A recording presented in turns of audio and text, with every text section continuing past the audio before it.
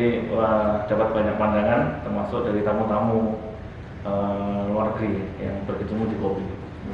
Seringkali kita kedapatan tamu yang terlalu panjang stay-nya, sehingga bingung kita mau ngomong apa. Akhirnya saya akan ke inovasi. Jadi apa yang nggak ada di sini dan apa yang ada di luar negeri saya suruh cerita. Jadi alhamdulillah dapat beberapa ide. Ya.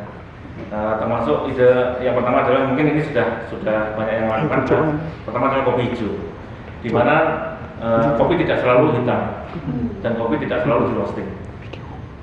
Jadi sering menjadi pertanyaan kenapa kopi harus di roasting. Itu seringkali nggak terpikir sama kita. Kenapa kopi harus di roasting? Kenapa nggak direbus? Kenapa nggak ada banyak cara untuk menyajikan kopi.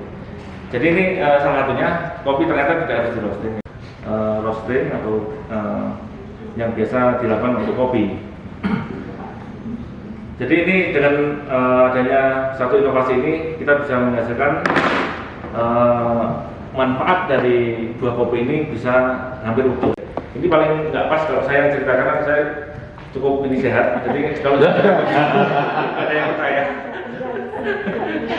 Tapi kita juga punya pengalaman percobaan di mana 1 bulan minum kopi hijau kemudian tidak minum itu kita bisa detail lagi untuk hal itu. Rasa Pak? Lumayan Pak, bisa 7-8 kilo saya sebulan. Boleh. Karena ini mengenyangkan. Iya. Ini kadar nutrisinya baik berbuah. Kalau dengan kopi hijau ini masih utuh. Jadi kalau kita konsumsi tubuh kita kenyang. Ini diseduh Pak? Diseduh ya. Bunyi satu ya. Jadi ini salah satu contoh inovasi. Artinya inovasi ini tidak selalu sisa atau tidak selalu dari bahan yang rendah. Dan ini yang kita contohkan adalah strong wine ini, walaupun ini secara perizinan belum lengkap. Sementara kita masih pakai izin sementara pakai PIRT Dinas Kesehatan. Jadi belum pakai BPOM. Karena waktu pengurusan ini saya cari teman-teman yang membantu saya ini belum dapat. Karena alhamdulillah ini inovasi pertama di dunia ya. Pertama di dunia. Bukan di Indonesia teman, di dunia.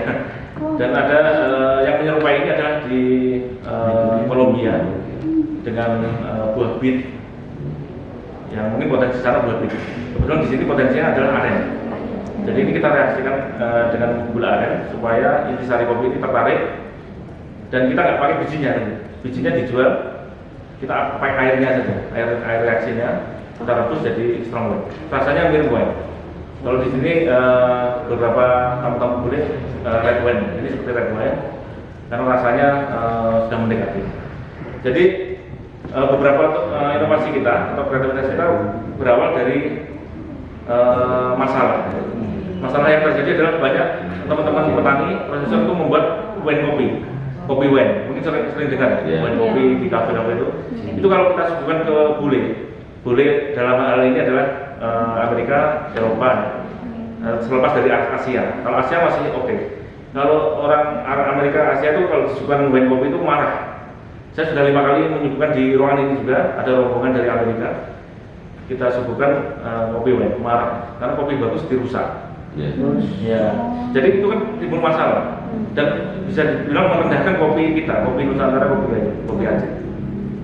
Dari situ muncul pemikiran kita bagaimana membuat yang menyerupai yang dia minum. Karena banyak mereka sembunyi-sembunyi bawa wine, bawa alkohol ketika di sini. Karena dia butuh hangat juga. Jadi alhamdulillah muncul inovasi ini. Jadi ini minumnya juga persloki, semakin lama semakin enak seperti wine, tapi dari kopi. Prosesnya halal ya. Prosesnya insya Allah halal, cuma untuk halalisasi belum berhasil. Ini apa labelnya Pak? Karena kalau label halal itu kan Pak. Ini mudah sekali kan. Orang kepingin wine nih, ya kan? Begitu nama wine-nya gitu.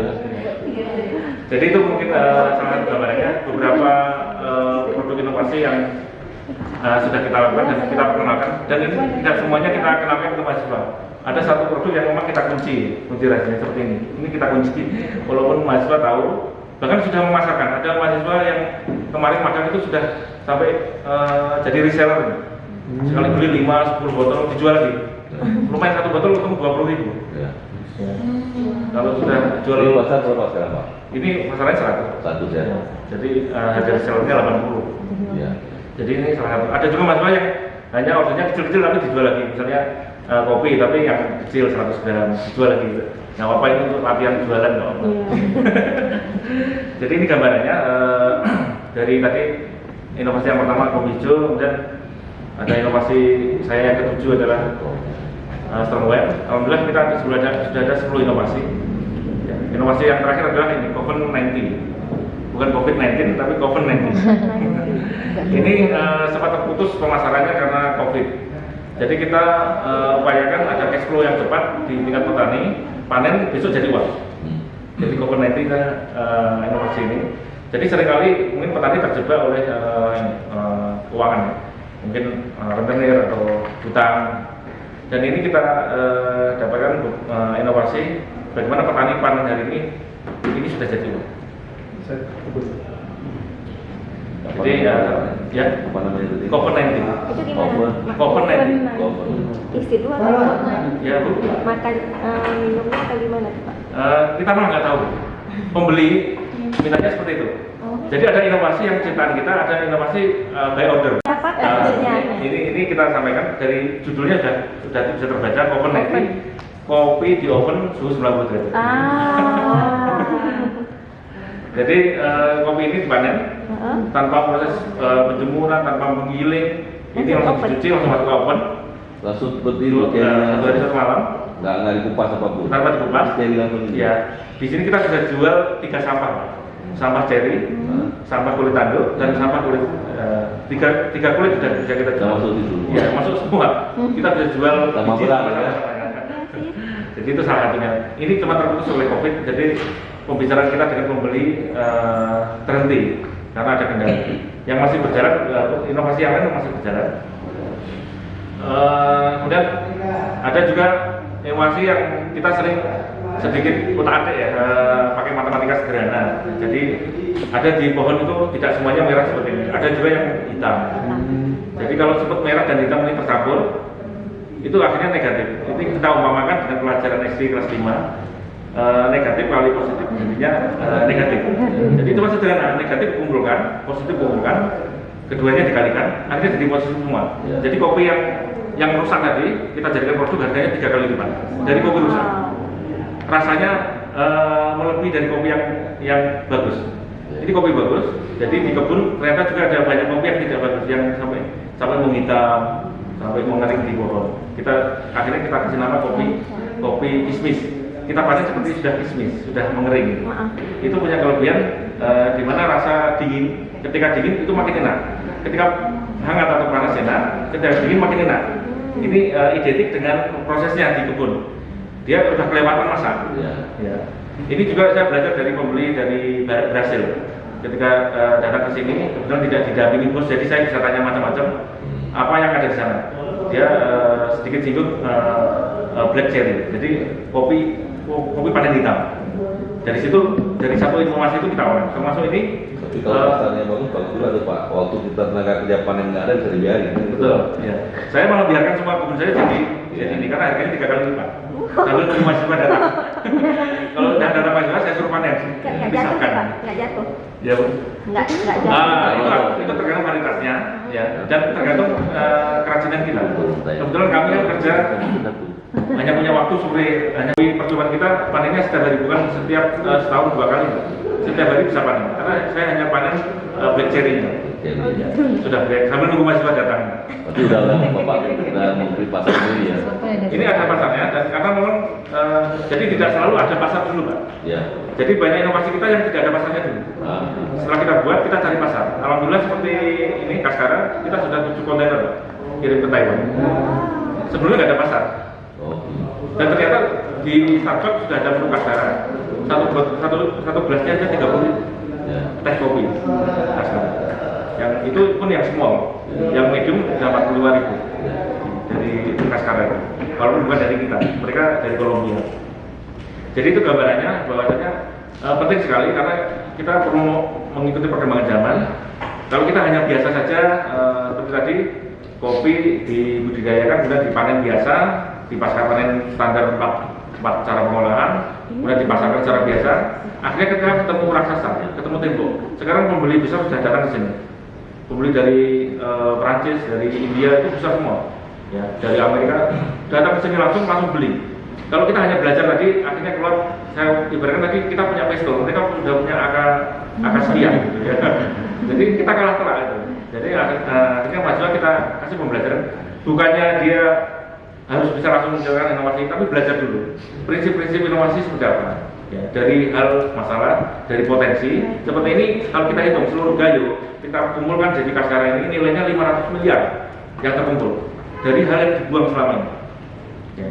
Kemudian alhamdulillah ketika kita presentasi Kaskara ini, kebetulan kita yang paling dekat di Unimar, di tengah jalan di Gunung Salak, kita kepikiran kenapa nggak jadikan tepung.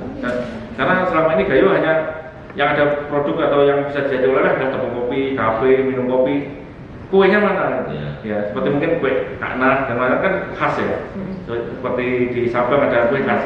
Kita perlu kue khas. Jadi akhirnya kita munculkan satu inovasi yaitu tepung kopi. Ini juga mengakomodir bahwasanya kopi yang tidak organik pun bisa dimanfaatkan jadi tepung. Jadi kulit dari kopi yang organik jadi teh. Kulit yang udah kontaminasi atau non organik bisa jadi tepung karena perlu dimasak. Kalau ini harus langsung dihidang, jadi harus organik. Jadi itu mungkin beberapa gambaran. Ini masih bahan baku ya, bahan baku belum kita nanti olah misalnya jadi Kaskara celup seperti ini, atau mungkin jadi langsung Kaskara botol. Kalau yang kismis Pak bisa dimakan Pak? Kismis ini? Natural kismis ini apa Pak? Maksudnya jadi seperti bubuk kopi. Apa? Seperti bubuk kopi biasa. Oh. Jadi kelebihannya ketika hangat enak, ketika dingin makin enak. Itu cocoknya adalah untuk minuman misalnya dikasih es batu misalnya, minum dingin. Kemudian kita minum untuk perjalanan. Seringkali kita bikin kopi di sini, misalnya kebiren saja, sampai sana dingin. Yeah. Kopi nggak nikmat. Yeah. Tapi kalau kita bikin kismis, semakin kebiren semakin enak. Semakin dingin Ya semakin dingin semakin enak. Nah, itu contoh beberapa gambaran inovasi.